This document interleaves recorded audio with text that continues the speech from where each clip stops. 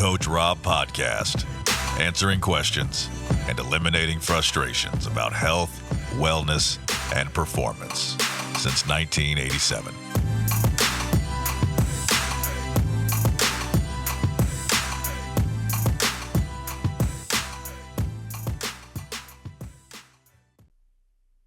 Well, hello, everybody. Welcome to another Coach Robb podcast, Meet the Guest.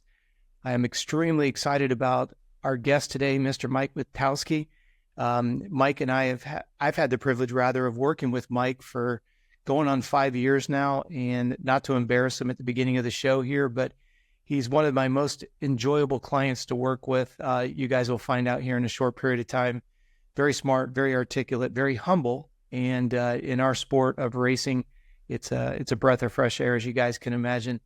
So without any further ado, Mr. Mike Witkowski, how the heck are you doing today, buddy? Oh, I'm doing well.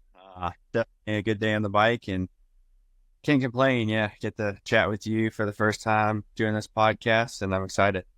Well, I appreciate you taking the time out. Nobody would know what time we're recording this, but it's late in the afternoon, early evening, because you have a job to do. And I love this. This is what I love about my job, is getting inside the lifestyle of you as a professional. And I'm hoping by the end of tonight's conversation, we can bring a little bit of light into exactly what makes Mike Witkowski tick, some of the trials and tribulations of being a pro. And I do appreciate you being willing to share and talk on things that aren't just all about racing. So I really do appreciate it. And on behalf of all of our followers, we do appreciate it as well.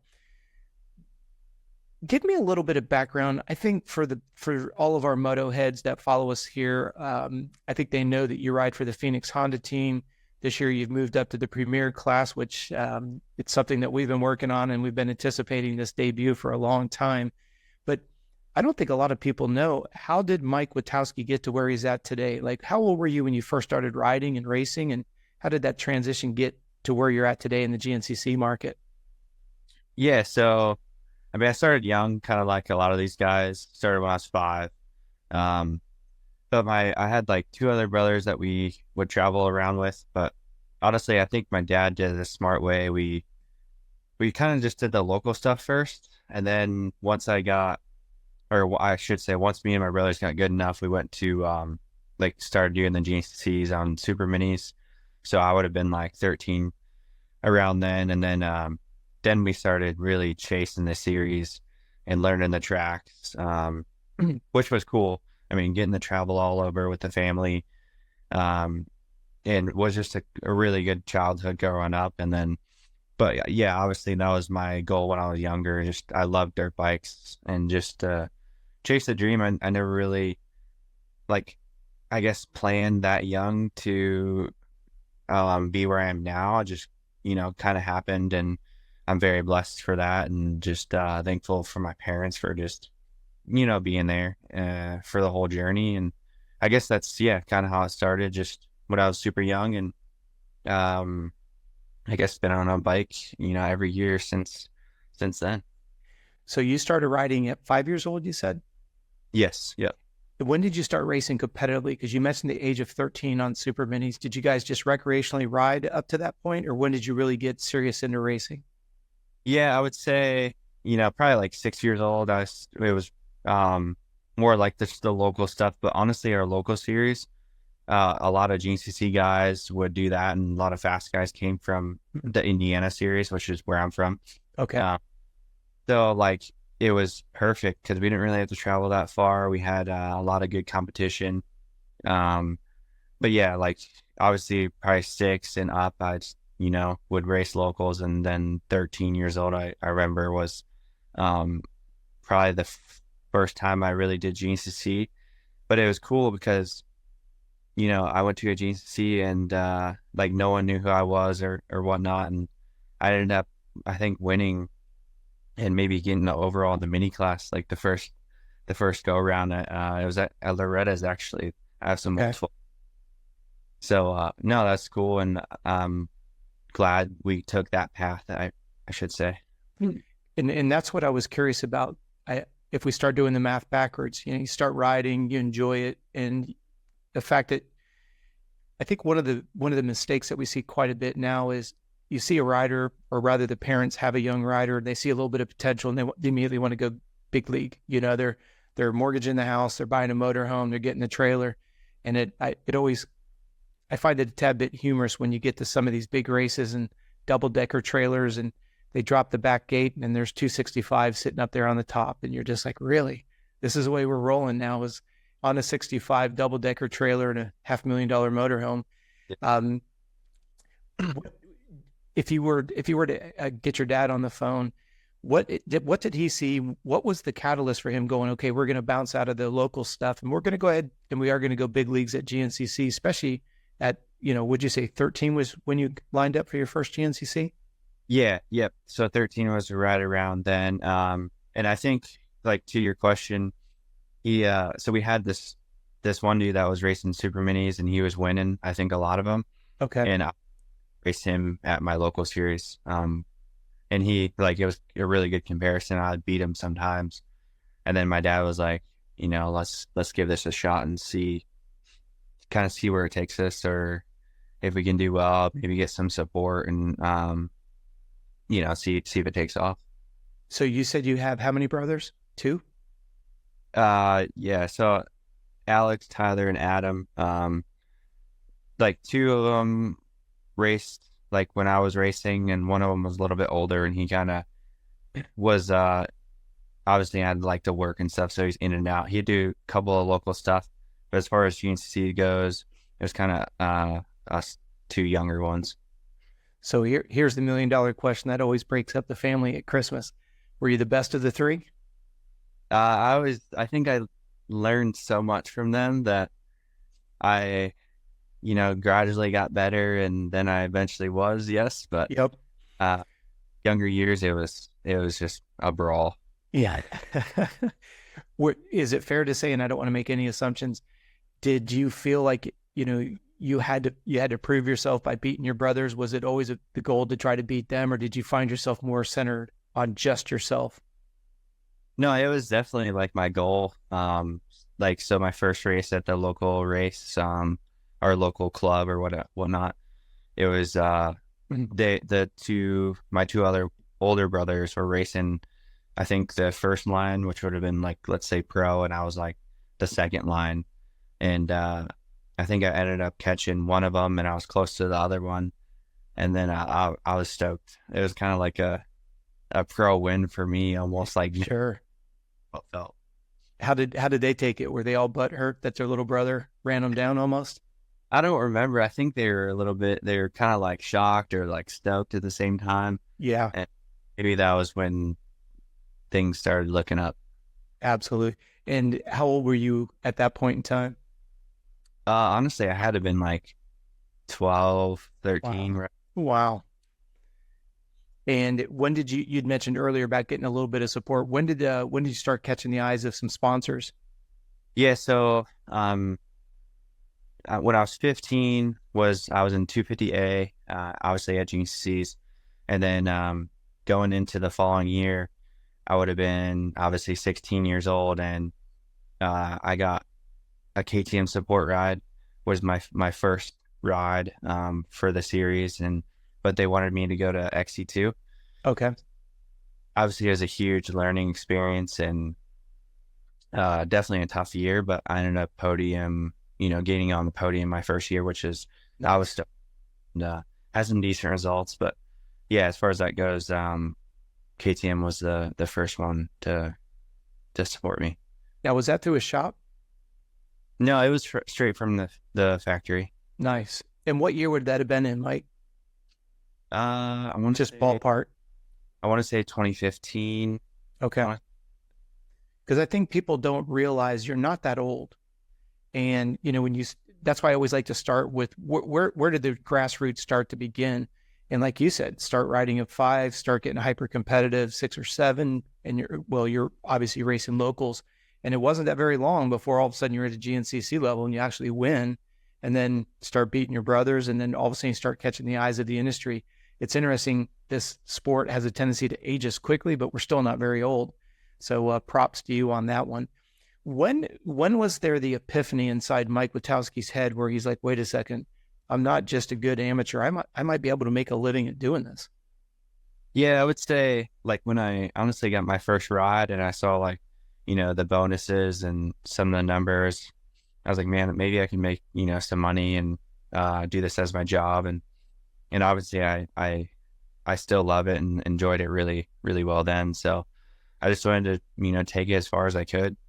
And, I didn't really expect to, obviously, like I said in the beginning, get to where I am now. Sure. It's such a long road. You never know what can happen. And in the beginning years, I had a bunch of little injuries, and I was like, I can second guess some things, and obviously just never giving up in that dream. That's something I want to talk to you a little bit here in a few minutes. I want to elaborate a little bit more on that, navigating the political landscape and the highs and the lows emotionally, and having a lot of parent-teacher conferences with yourself. Walk me through, your first sponsorship was with the KTM OEM support program. Can you walk me through from that KTM support program to where you're at currently with Phoenix Honda? Like, what was the milestones and who were you riding for when? Yeah, so the first one, KTM for till 2017, which I And I'm sorry, Mike, was that to go pro in the XC2 class with KTM? Yes. So okay, wow. First step was I didn't have any like amateur help. It was just through a shop, my local shop. But then when I was 16, I got my first KTM support ride, and that was my first year in XC2. Wow. That carried me to 2017. Then like I had a couple different offers because I was getting on the podium, and I had an offer, so I rode for Beta. The Beta factory, which now they're coming around, but back then they were still super small, just kind of off-road based. And did you have any teammates with Beta, Mike? Yeah, I did. Was it Chris Bach then? He was right before me, actually. Okay. Yeah, he was like one of the pioneers, I want to say, as far as like getting that brand over here.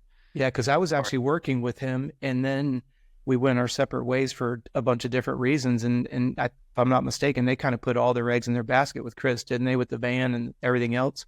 Yeah. I don't remember what year that was, but he, yeah, I remember he rode for them for maybe 1 or 2 years. Okay. And then you came in? And then I came in like 2018. I rode for them for 2 years. And then, actually my second year went really well. It was like, I think, top 3 in the championship in XC2, which I think that's my best year. And then I went to the current years, which was Yamaha for 3 years, and then now Phoenix for my second year. Perfect. And I wanted, if you're comfortable talking a little bit about it, how did the conversation come about of you going to the premier class for Phoenix Honda? When did those rumblings start to begin? Yeah, it was honestly last summer, really. Okay.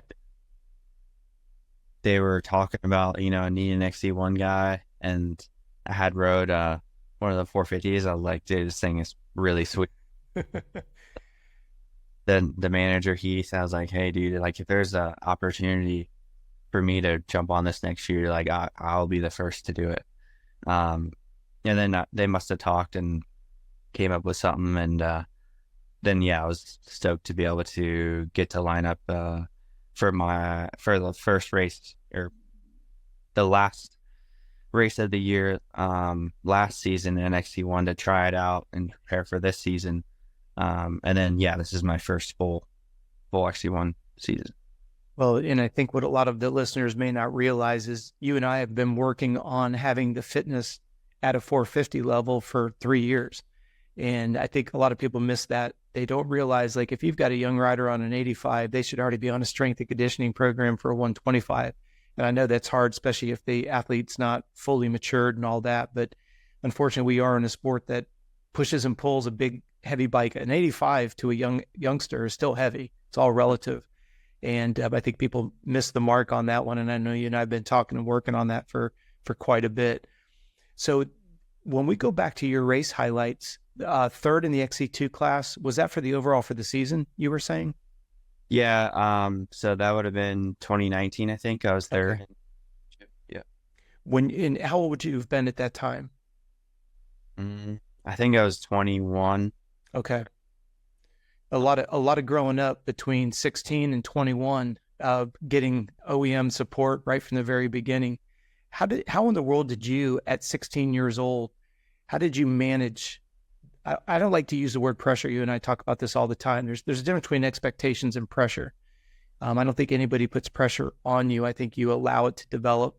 And you and I always joke about the idea that pressure either makes you a diamond or it makes you a pile of rubble. If we could kind of go back and pull the computer chip out of your brain, obviously you and I weren't working together, so I don't have any documentation of this. How did you handle the pressure at 16 years old in your terms as a professional, somebody listening to you talk? They have a 16-year-old. What's going on in their head? What was going on in yours? Yeah, honestly, it was a tough time period, I want to say, because there was, a lot of pressure I created. Sure.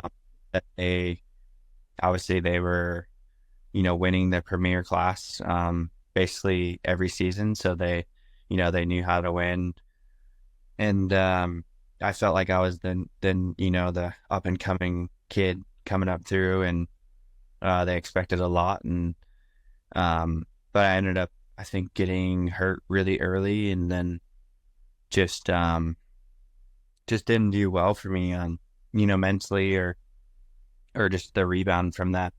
So that was a tough ordeal, and I felt like I let the guys that put the trust in me and the faith in me let them down really early. So that was disappointing, and but I think mid-season I got on the podium, which was like a relieving factor for me, and to show that I can do it, and that they hired the right guy. Got better and better each season, but yeah, it was tough. Like, I was honestly, looking back, I didn't really know what I was doing. Mm-hmm. I didn't have the right guidance and the right people in my corner. Obviously my dad and family did the best they could to put me on the right track, but sure, we honestly were just thrown to the wolves kind of deal, and just say, like, go perform and do the best you can. But yeah, they expected wins, and I wasn't obviously winning. I didn't win my first season, so yeah, it was a lot for sure. Was that KTM deal a 1-year deal? I think it was a 1-year deal, and if I did good enough, I got an extension. I think I rode for them. So if I would have started in 2015, I rode until 2017. So okay. Yeah. You mentioned injuries. What were the magnitude of your injuries that first year at 16? At round 2 or so, I fractured my collarbone. Okay. Which I was out for 4 weeks, which would have been maybe 2 races. And then, from that, like, you're wanting to come back super early. You're trying the best you can in that time frame. And, just, probably came back too early, wasn't ready. And, just trying to make the best of it, really. And then you got back to racing, and looks like you got some podiums that first year. Were there any more injuries or setbacks that first year at 16 years old? I think after that first injury at the beginning of the year, I was pretty okay. It was just trying to get the strength back to my shoulder. Mm-hmm. I like maybe separated a little bit, so there's a little bit of that going on. But once mid-season got around, actually my first podium was right before summer break, which if no one knows, we get like a 2-month summer break halfway through the season. So I had like that to go off of, and then into summer break, I think I came back for the last 4, did decent, but wasn't on the podium per se. But yeah. And then you must have done well enough because you were with them for that second season, correct? Yeah, so I was with them for the second season. I don't know how well that one went. That was probably a blur. I Do know. you remember any injuries that second year, Mike?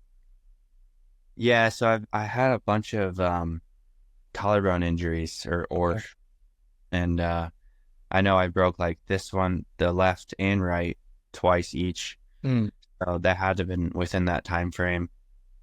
But they were always like, didn't need surgery, so I could kind of use that 4 week span and get back on the bike as soon as I could. But um, yeah, and then I think 2017 was my best year yet with them because I transitioned to the 4-stroke and I think I gel with the bike a little bit better.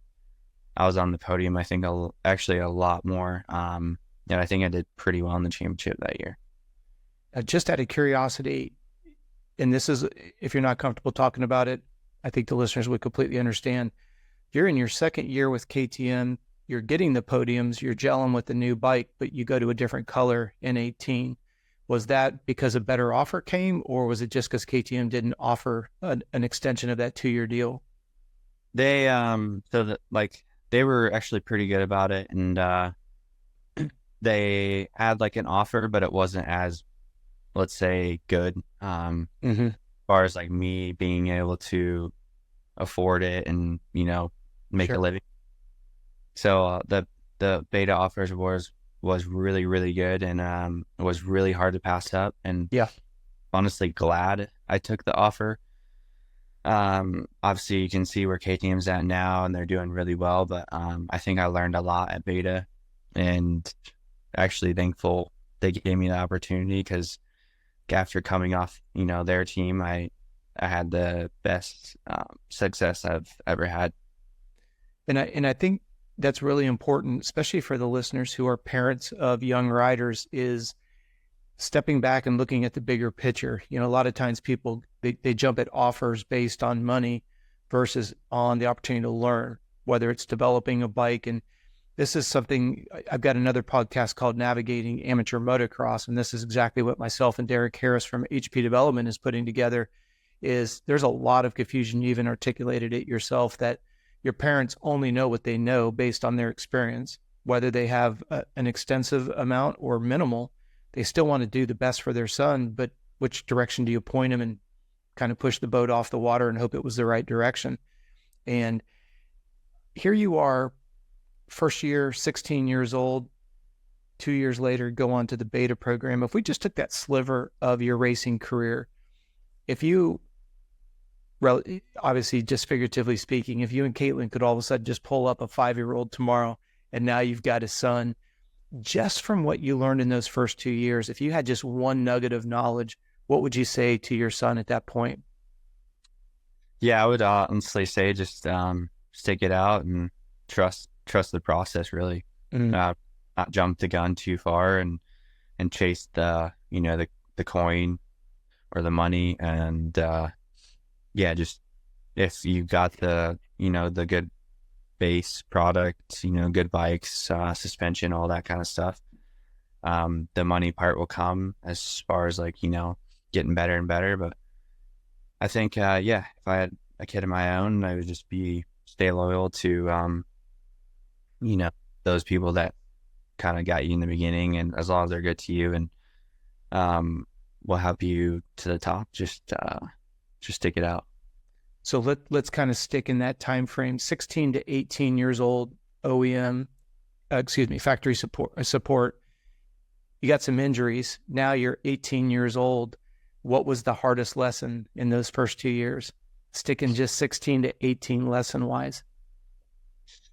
Yeah, that's a tough one. I mean, I think honestly, it's crazy looking back at how much I've learned. Yeah. And all the mistakes I did, whether it was just not riding the smartest, racing the smartest.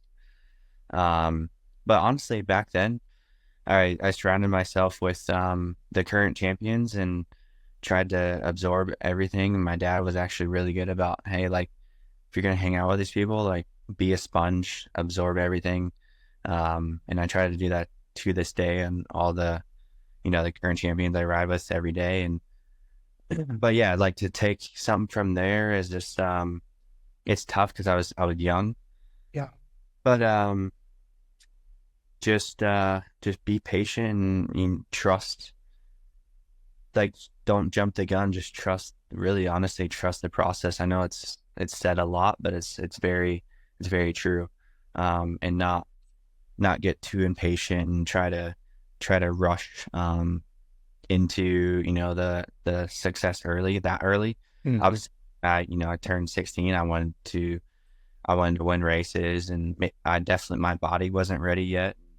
Mentally, I wasn't ready yet, but that's basically, looking back, that's probably why I got hurt so much. I was trying to go too fast, and fitness and strength was not there yet. Imagine that, a race for wanting to go too fast. And that's what I love about it. One of the double-edged swords with our sport is you think about how mature are we at 16 years old. I'm not talking about just, the typical, hey, you're a mature or you're an immature person. Think about something like athletic maturity. You just articulated, not a lot of strength, not a lot of flexibility. You're 16 years old. You've got responsibility. You have a contract at 16 years old. I mean, stop and think about that. How many people in high school, baseball, football, soccer, have contracts at 16 years old, regardless whether it was a base salary, bonuses, both, whatever it may be. That's a lot. And I think we underestimate what we put these young athletes through. They're learning business 101 at 16, or in your case, as early as 15. They're having to learn physiology. They're having to learn public speaking. They're having to learn physics of a motorcycle. They're having to learn physiology. Like I say, there's a lot of people in the process, in the system, and your poor head is just trying to digest this disco ball full of information and somehow funnel through it all and make it productive. And I liked what you said. It's when you had the opportunity to essentially surround yourself with the best of the best. I can't even imagine what that felt like. If we jump out of that block of 16 to 18, and then the next 3 years, and correct me if I'm wrong, at this point, you're now with Beta at roughly 18 or 19, correct? Yeah, I would believe so. And then 2020, I think I went to Yamaha. Yeah. Okay. What was the political landscape like with between Beta and Yamaha? I mean, we maybe we shouldn't make the assumption. Beta is pretty big in Europe. Was it difficult to get things done? Was there a lot of expectations on you from Beta compared to Yamaha, or were Yamaha's expectations much bigger as you moved up the chain? Yeah, honestly, Beta was a great company to work with. That everyone was super supportive. I remember the boss, literally the head boss man of Beta would call me up sometimes and we chat, Wow. which was really cool and personal, and got to know everyone really well. And honestly, they were really, I guess, easy and made things simple to help develop the bike and get things better. Obviously, we didn't have a whole lot of resources back then. It was kind of, we have these couple sets of suspension, try and get as comfy as you can. And I think that was kind of good for me because I didn't overthink anything. I just rode the bike the best I could.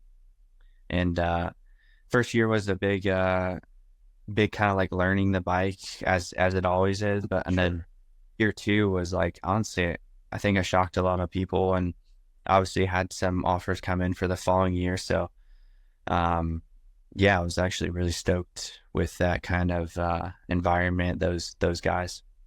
It's interesting because it seems like the more options we get, it sounds good initially, and then it can almost become analysis paralysis. There's just too many offers, too many opportunities, too many things to try, like you say, think about. When you left Beta, was that, again, just a more lucrative deal? What was the genesis behind you leaving Beta, or was Beta done and they were moving on? Which direction did that go? Yeah, so I had another offer with Beta for a 2020 season, but honestly, it came down to, and I told them this straight up. I said, I want to be on a 4-stroke. The tracks are getting, very biased to 4-strokes. So, and it's just the times are changing, and they understood, and they were actually super supportive of it. And they don't make a 250 4-stroke for the people that don't know. Obviously, they make the 450s and stuff. Yeah. So yeah, it's just getting the 2-stroke really. And Mike, I can't tell you enough on behalf of all the listeners. I appreciate you answering the question, and I loved what you said. You told them straight up, like what you just said to us is what you said to them. And that's why I so appreciate you coming on the show and sharing like that, because you are one of the few people that I've worked with that will call a spade and say it the way it is. And if for contractual reasons, you can't talk about it, you and I, we've talked about things and you're like, I can't really speak about it. That's fine. That's cool. But what I respect about that is you say, I can't talk about that. You don't see that very often, you know? And I think that's cool. You're bringing insight for our listeners that like literally is part of contract negotiations, having a good year, get another re-up on your offer, choosing not to go because of a decision on the bike 4-stroke versus 2-stroke. Now we're getting into some of the nitty-gritty conversations that most of us on the outside don't get the chance to really hear. And I appreciate you sharing that with the listeners sincerely. Yep. And how it authentically went down. You know, if we hit the pause button, we were talking just a little bit, 16 years old, a lot of responsibilities. Now here you are, a young, ripe age of 20 years old. What were some of the biggest lessons that come to your mind? Because obviously our conversation today is not scripted. You and I have not talked about anything prior to us sitting here having a conversation. When you look at that jump from 16 to 18, and then that jump from 18 to getting onto the Yamaha program, what would you say was the biggest epiphany? What was that biggest mental aha moment for you as a racer? It could be broad spectrum as whatever comes to your mind first and foremost. Probably the biggest thing was just start believing in myself, in the bike I was on and the guys around me. Where were you training at that time? Were you down south a little bit more? Yeah, so I had just moved to in 2020 I had just moved to South Carolina. Okay. Yeah. And that training environment, was that based out of a facility or did you bounce around to a lot of different places? In that year, I stayed pretty local. I didn't have like a facility or anything.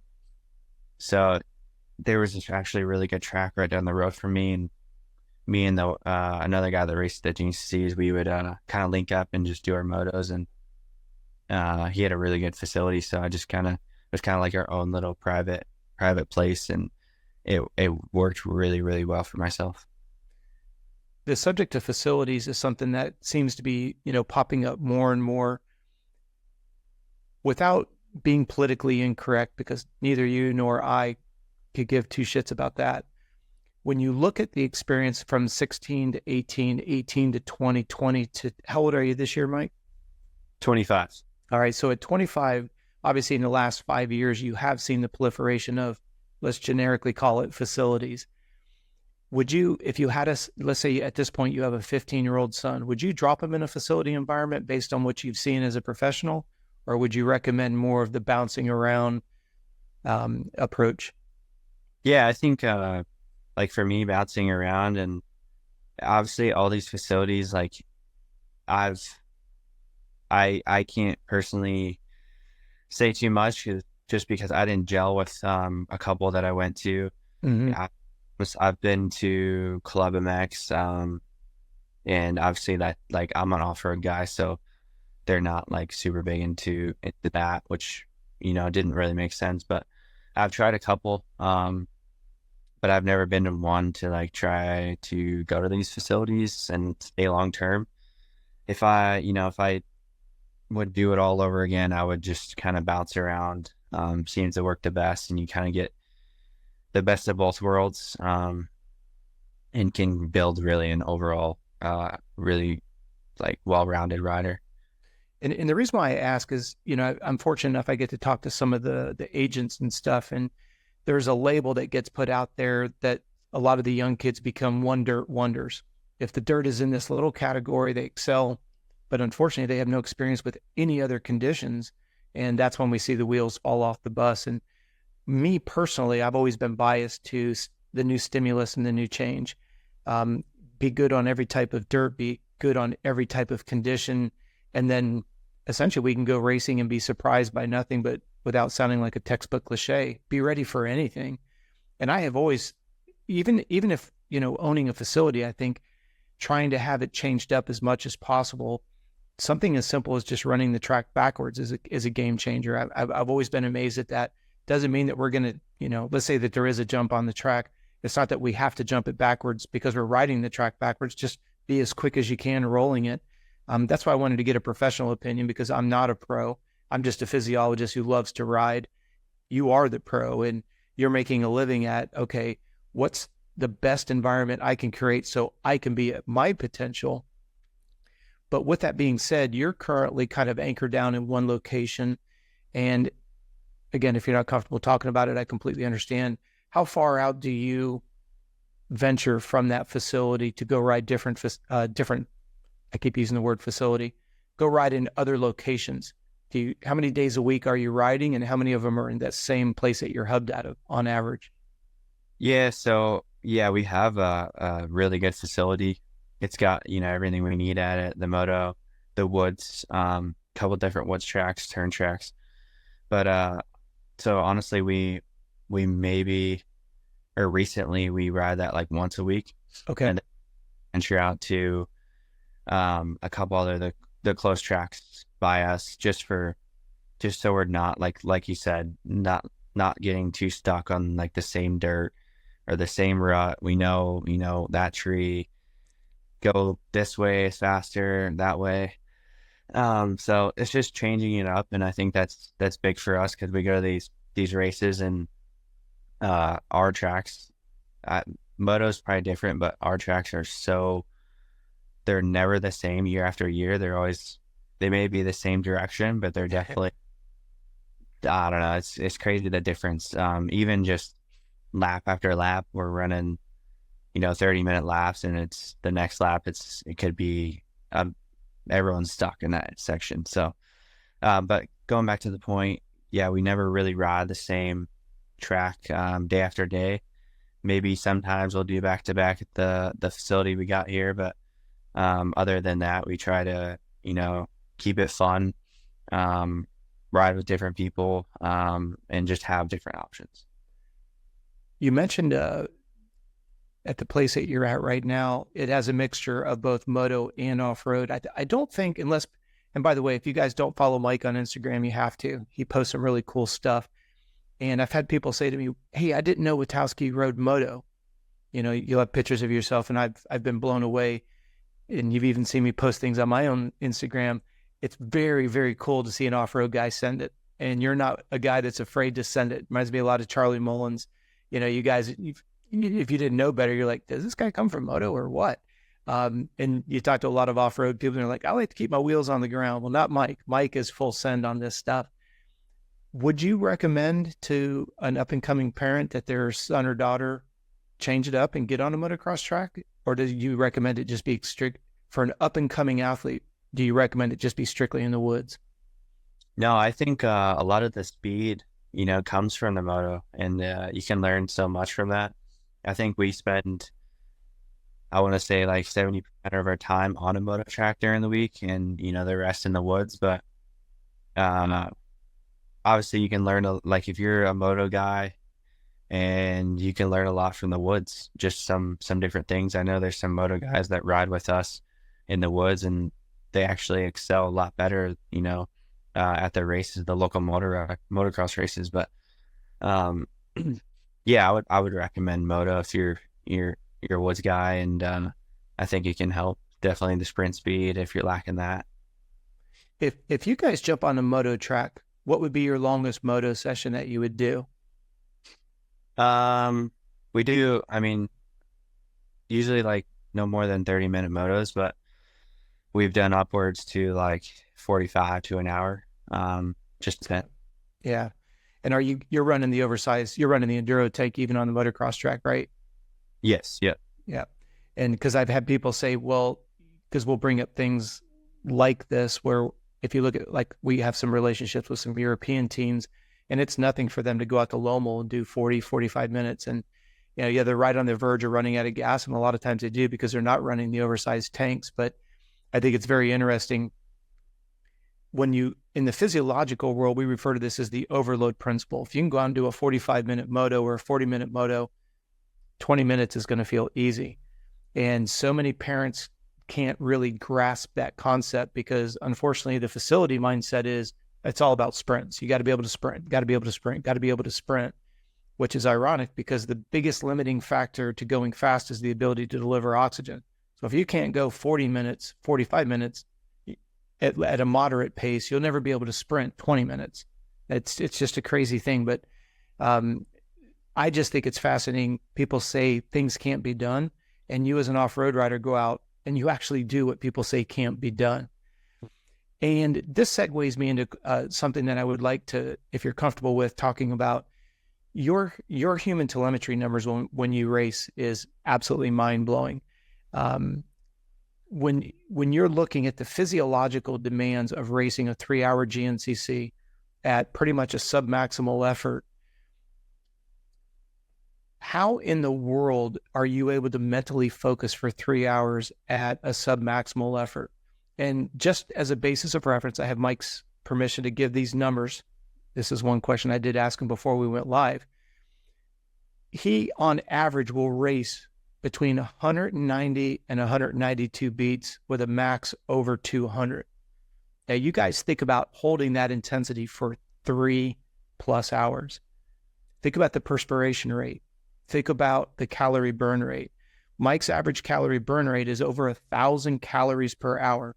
So when we do a race day, it's not atypical to see 5,000 to 6,000 calories. And if you guys have listened to us for any period of time, and Mike and we've had this conversation probably more than he desires. Take an extra large egg, which is 75 calories, divide 6,000 calories by 75, and that's the equivalent of how many eggs Mike will burn in one given day on race day. Take 6,000 calories, divide it by 75, and then get a visual of how much volume of eggs that is, just from a food volume standpoint. We always think about, gallons of gas. Think about it in regards to raw data, or raw food rather, excuse me. So Mike, give us some little bit of insight into your head, like 3 hours at 190 beats. Does that ever feel difficult? I know that may sound like a dumb question, but you guys make it look like it's a hot knife going through butter. You make it look so easy. Yeah, it is. It's crazy, but I think it just goes back to like just building those base miles over the years, kind of like you say, and as long as you're ready for it, doesn't feel that hard. And moto guys are all the time like, man, how do you do 3 hours straight? And yeah, but I realize that we're at that high of heart rate for that long. Yeah, and get trail ride, which I love that. And I'm not going to talk about some of our secrets on some of the ways that we break the race up, but one of the things I do want to say is whenever, and I'm going to use the word argument, whenever I get into an argument with a moto dad, when we're asking young riders, and when I say young riders, super mini riders, puberty is hit and above, and I do want to see a 30-minute moto. That's ridiculous. There's no way. And I'm like, well, I've got 13 and 15-year-old kids that will do a 2-hour Olympic distance triathlon. They're swimming 1 minute hundreds. They're biking 25 miles an hour, and they're running a 6-minute mile at 13 and 14 years old. So if a quote unquote endurance athlete can go 2 hours, you're going to tell me your athlete can't go out and do a 30-minute moto? If your athlete can't do a 30-minute moto, we have a problem. Now there's the opposite side as well. Unfortunately, I've worked with several athletes for a very brief period of time because it's completely unhealthy, and the absolute wrong approach is I've seen, and Mike, I know you've grown up and seen this as well. I've seen moto parents in the off-road world that are having their young athlete run 10 miles a day. Like, what are you doing? Mm-hmm.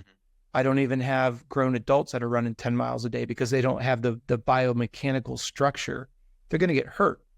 Oh no, this is what we do. He's on an 85 and they're training him like he's Mike Witkowski on a 450. And I can't be a part of that. And I'm not going to argue the stupidity of that. From your standpoint, what do you think is more difficult? And you and I've talked about, to me, you can't run from nutrition in a 3-hour race. You can't run from a baseline of aerobic function and strength.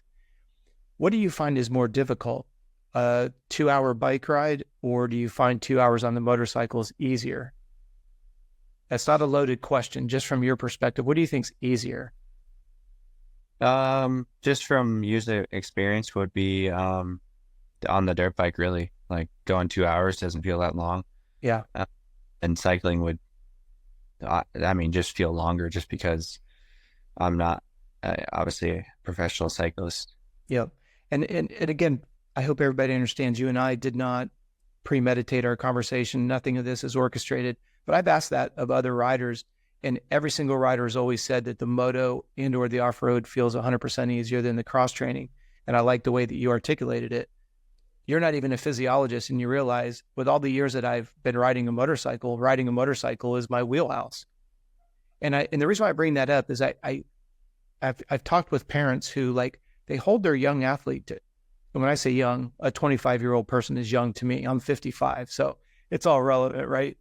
But what I find interesting is I've seen parents get aggravated with their athlete because he or she are not like world-class cyclists or runners or swimmers or concept 2 rowers or skiers. I'm like, oh, pump the brakes here a little bit. What's your priority? You know what I mean? We call it cross training for a reason. So I just wanted to get your opinion on that real quick. I do find it interesting. When you're out there and you're going as hard as you can, well, not as hard as you can because you're obviously at a submaximal type of an effort, what in the world is going through your head that you can go that fast threading a needle through the trees?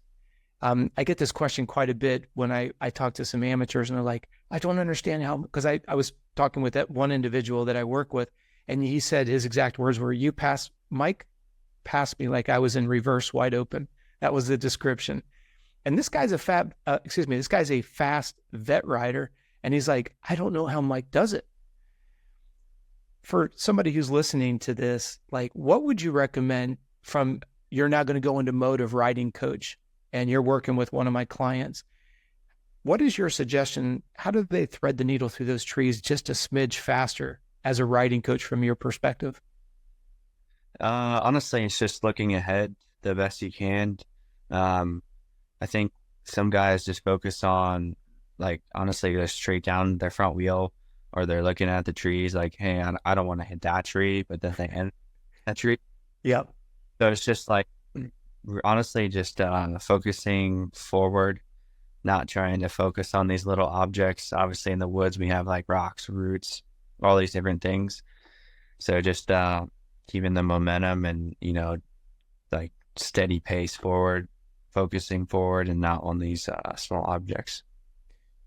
When we look at the subject of recovery and you ride moto and you go out and you do a 40-minute moto on a motocross track, and then you go out and you do 40 or 50 or even an hour on the motorcycle off-road, which one are you typically more tender, muscular-wise afterwards the next day? The dirt bike's definitely tough. Like muscular, obviously it's a lot to toss around. Yeah. Say that would be the main one. Okay.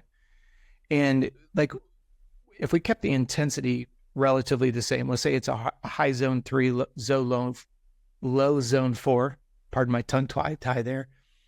When you're looking at the calorie sources and you're looking at, making sure that you don't run out of calories, what is your go-to on a daily basis? Because I get this question quite often, like, hey, what does Mike eat for breakfast, lunch, and dinner? Is there anything that, like, for breakfast is your absolute go-to? Yeah, I remember me and you talking about this. Is like I go to oats a lot, just carbs, and I remember we helped dial this in. I needed like a little bit more fats because I was kind of burning. Obviously, I burn a lot, so yeah, I'll do 3 eggs. Obviously try to get as much carbs as I can. What is your go-to for lunch on the days that you're not riding? Honestly, every day possible is Chipotle if I can. Okay. Every day. Yeah, there you go. Now, is that just because you really enjoy it, or is it the convenience, or a combination of both? Just I love it, and I think even if I'm at home making something, it's usually chicken and rice. So okay, if I get that on the way back from the track, it's quite easy.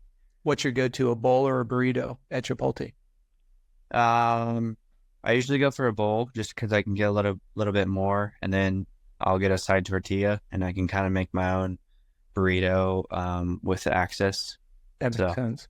yeah. What's your favorite dinner item? What's your go-to? Like a home one or out. We'll go with both. When you're on the road and you're racing, if there was any restaurant that was available, what would be your go-to on racing? Yeah. So I would pick Outback. Just I go for the steak chicken combo, sweet potato, and the rice. And then Okay. if I would do home, like honestly, I really like filet steaks or honestly kind of like the same aspect, like chicken. Big into asparagus, sweet potatoes, really big into that.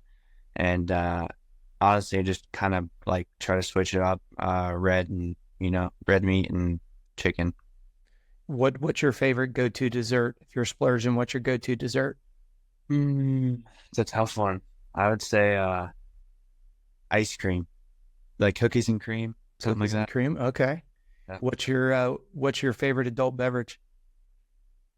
Um, Season's over. You and Caitlin are on a cruise somewhere. Talking beer. Whichever's your preference. What would be your go-to if you walked up to the bar? What would you get? So if I went with a beer, it would be, or I guess this is kind of my go-to is a Corona with lime. Okay.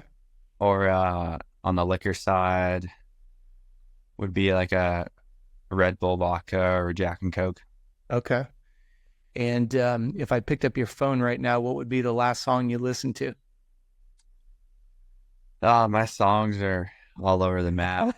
I pick 20 different artists, it feels like, and I can't choose who I like, but man, I don't know.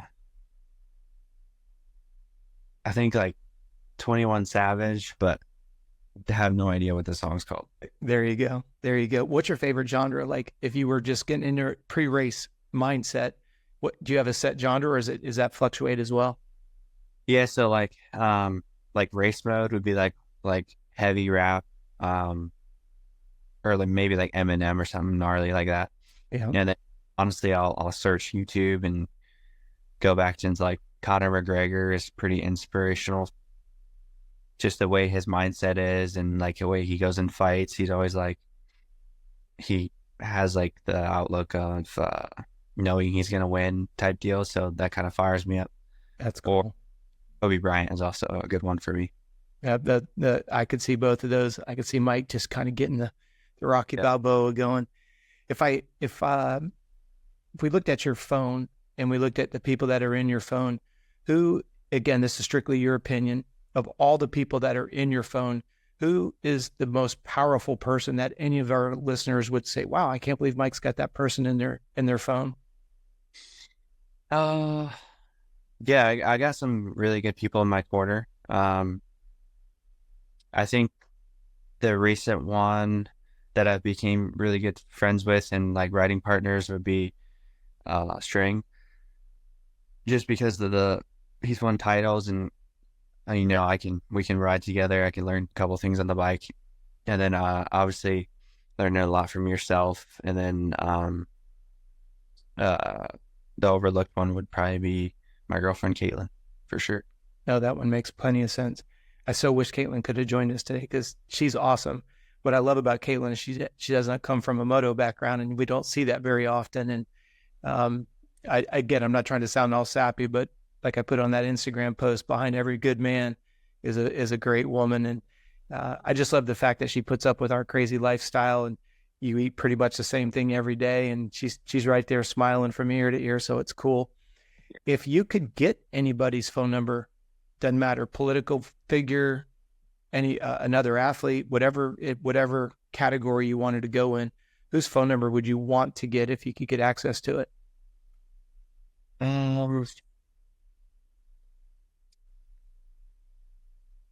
Honestly, probably like one of my idols, but they're outside of the sport. So like the ones I kind of said, like Conor McGregor.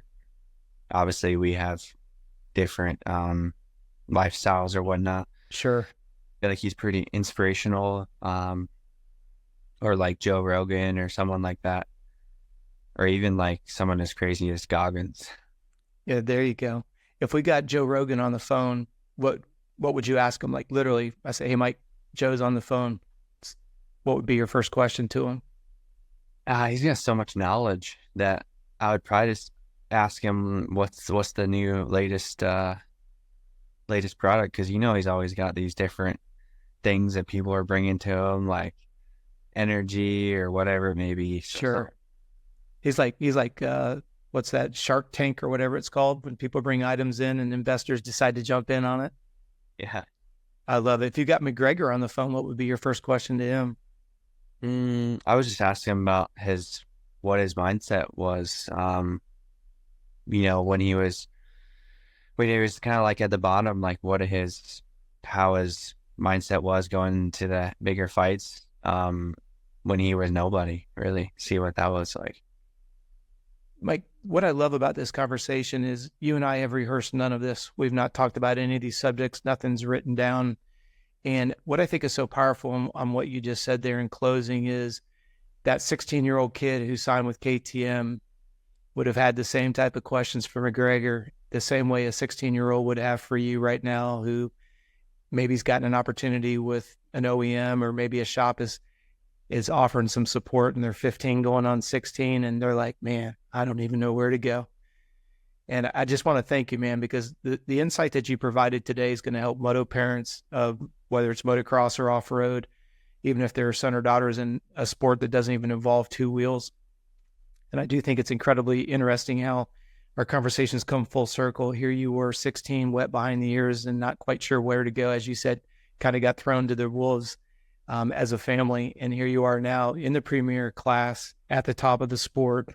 I couldn't be more proud to work with you. And I just want to say a sincere thanks for you being willing to share everything that you just did here tonight, because I know it's going to change the perspective of a lot of parents. And I think it's going to help facilitate and even maybe move people's programs the right direction based on the insight you've shared tonight. So I just want to say thank you so much. I know there's just a boatload of people that have helped you get where you're at. I would like to give you an opportunity. Is there anybody you want to give a shout out to? Again, we didn't rehearse this. I know you don't have your laundry list, and just off the top of your head, and I know we'll probably offend somebody that you'll forget, but is there anybody that you'd like to shout out as we wrap this thing up?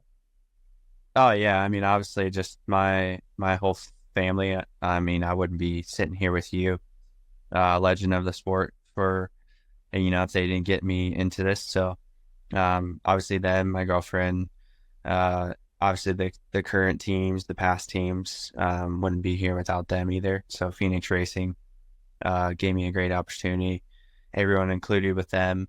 And, just everyone in my circle. And, thanks for having me on. And it's about, if anyone's at the races and wants to swing by the Phoenix rig and ask me anything, I'll be there, and I'll be an open book for sure.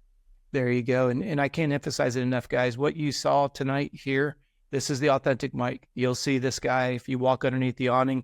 You'll see this guy if you meet him at the gym. There'll be the same guy if you meet him at Chipotle.